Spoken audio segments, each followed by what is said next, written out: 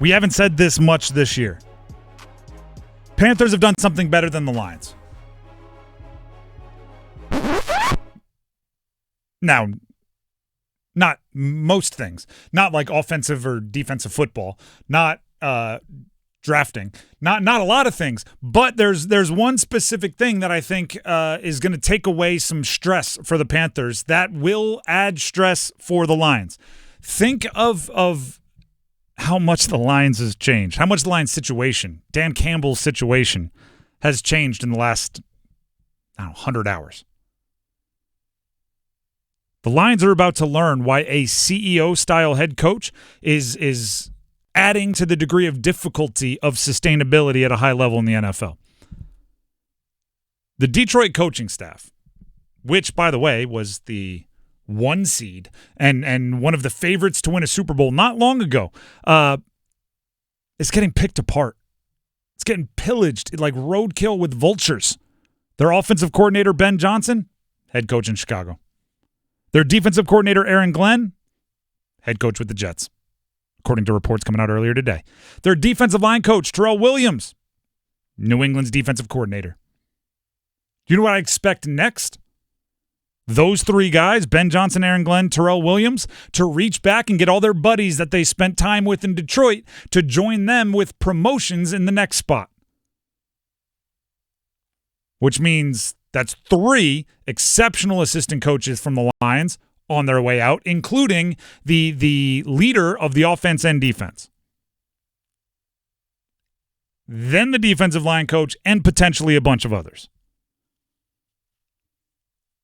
So everything that we talked about that we loved with Detroit, right? Offense and defensive football, drafting, scheming, scouting is going to be upended. And what do they have left? They have Dan Campbell, which is something, by the way. It's a culture. It's a biting kneecaps. It's a vibe. It's what turned Detroit around into the team their city could be proud of. But you need both. You can't have a culture of guys that want to work together and be a family and lay themselves out on put their body on the line for one another and not have a good offensive scheme and expect to score points. So now Dan Campbell, right after kind of his career achievement of rebuilding the Detroit Lions into a winner,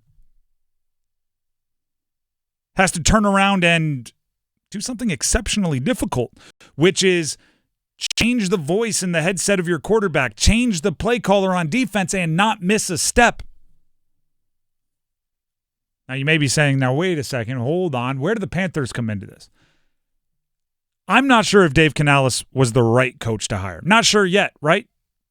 Through 1 year, there's things to like. Through 1 year, there's some things where you're like, I wish he would have done that better. He has definitely earned the right to have full confidence going into year 2, and I am excited to see what's the next step for the alignment. But what has this offseason been about for the Panthers? Right? What has been the outside of Bryce Young, what has been like the gleaming pillar of hope that everybody is pointing to? Stability. Right? It's the first time in however long that they've had the same head coach, the same GM, and the same quarterback throughout an entire offseason. Now mix in same offensive coordinator, same defensive coordinator, and you're getting really, really, really close to about as good of a continuity as you can have in the NFL. Now let's take the next step, okay? Let's say our hopes and dreams come true. Let's say our wildest imagination becomes reality. And a year from now, 2 years from now, the Panthers are sitting where the Lions are sitting. They're the poster child for going from the basement, the dungeon, to the penthouse. They go from nobody wanted to go there to everybody wants to play there. They go from getting laughed at to they have cool nicknames like Sonic and Knuckles. Right? Things that they were once laughed at for, they're now praised for.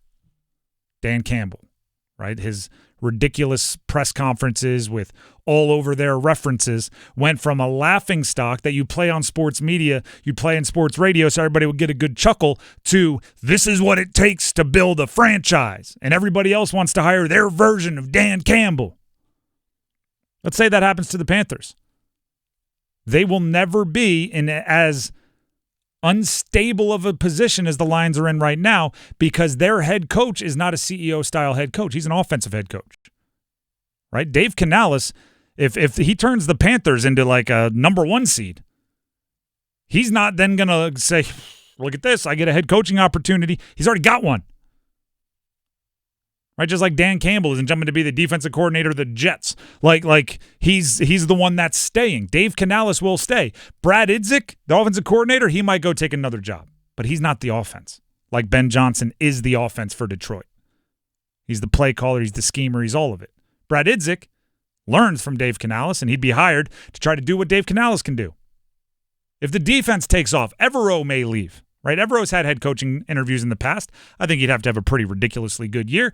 But hey, 2 years from now, a couple of top 10 defenses, crazier things have happened. If he leaves, the defense will be unstable. But it's only 50% at most. That's why Dave Canales as an archetype is a good coach.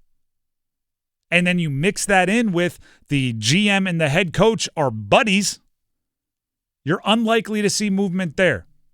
See what happened with the Jaguars over the last week or so? Jaguars fired their coach. That was more than a week ago, but they fired Doug Peterson, kept Trent Baalke their GM.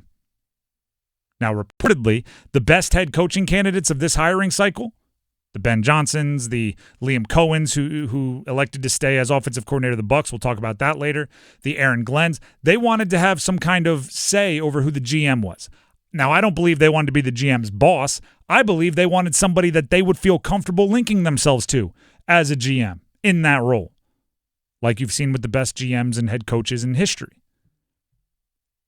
But the Jags had Trent Baalke. They missed out on all of those head coaches, and guess what they did today? They fired Trent Baalke. Oh, they fired their GM too? Today. That's funny.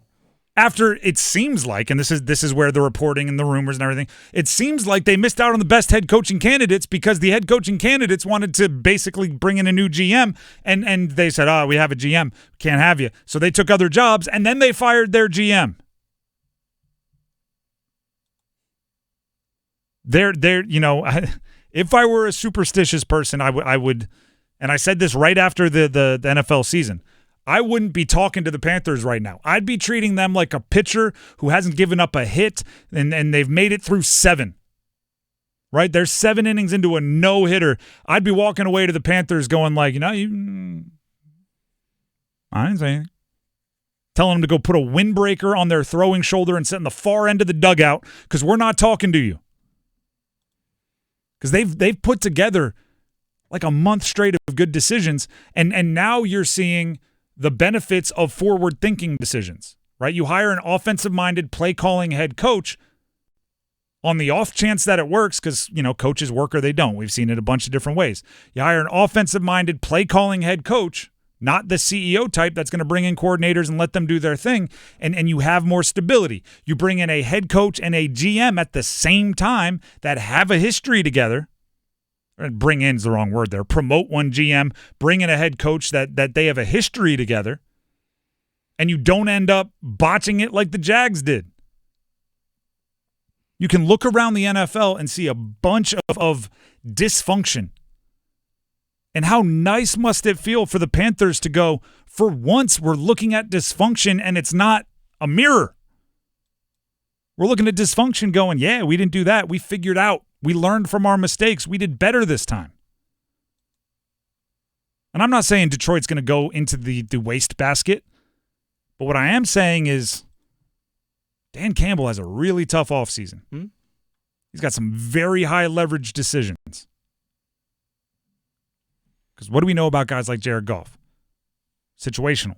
Right system, sure. Right players, really good. Wrong system, not the right players.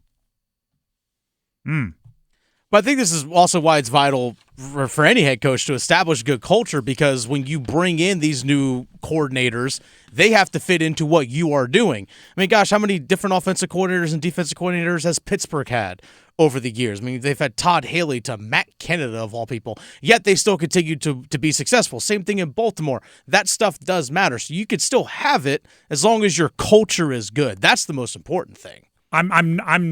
I don't think Detroit has to worry about their culture at this point. Exactly. I think they have that built, but you need both. You also I got a guy that's going to fight like heck for this first down because he understands how important it is. Let's run the triple reverse pass from Jameson Williams. Saw what happened there, right? Yeah. You need both. I think the Lions can stand on one. The other is now up in the air. I mean, look at what Washington's doing right now. Like Washington, Dan Quinn. Yep. I mean, Nick Sirianni was the play caller when he got to Philadelphia. He turned that over. He's like, you know what? I actually need to be a CEO coach, and he's on multiple offensive coordinators now. Cliff Kingsbury is reportedly a name that head coaches teams might be interested in as a head coach in the future. Sure. If that happens, I'd be like, no. How much does it cost to keep you? Yeah. Right? Jaden Daniels looks awesome. You guys have something going. Let's go ahead and keep it rolling. I would be very nervous if they lost their offensive or defensive coordinators because of how magic things are.